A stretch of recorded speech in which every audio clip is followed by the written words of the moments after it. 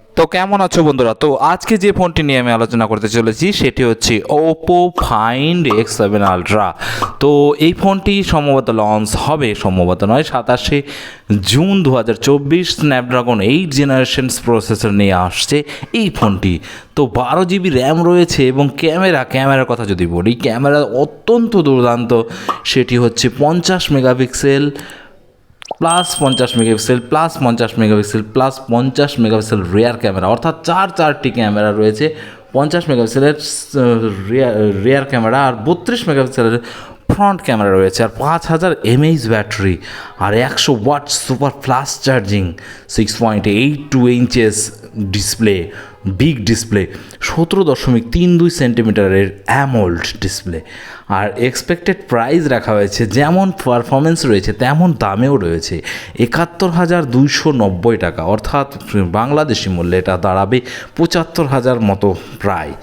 তো ভিডিওটি দেখার আগে সবাইকে রিকোয়েস্ট করবো, যারা নতুন আছো তারা অবশ্যই চ্যানেলটিকে সাবস্ক্রাইব করে পাশে থাকা বেল আইকনটি দাবাতে ভুলবে না, এবং যারা পুরনো আছে অবশ্যই ভিডিওটিকে লাইক এবং শেয়ার করতে ভুলবে না।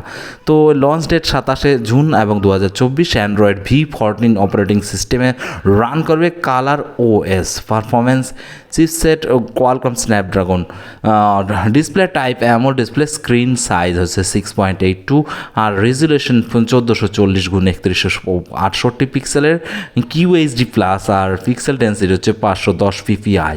স্ক্রিন টু বডি রেশিও হচ্ছে 89.7% এবং pick brightness 4500 nits. HDR10 HDR+ সবই রয়েছে, তার সাথে HDR10+ রয়েছে। Refresh rate 120 Hz refresh rate রয়েছে। কর্নিং গরিলা গ্লাস সহ আসবে, গ্লাস ভিক্টাস 2 দ্বারা।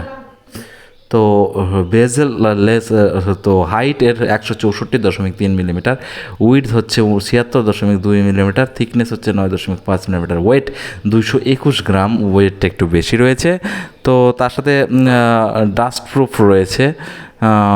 তার camera set up, rear camera যেটার কথা বলছিলাম, primary camera 50 megapixel f/1.8, secondary camera 50 megapixel f/1.95, এটা আলট্রা ওয়াইড অ্যাঙ্গেল, আর প্রথমটা ছিল ওয়াইড অ্যাঙ্গেল।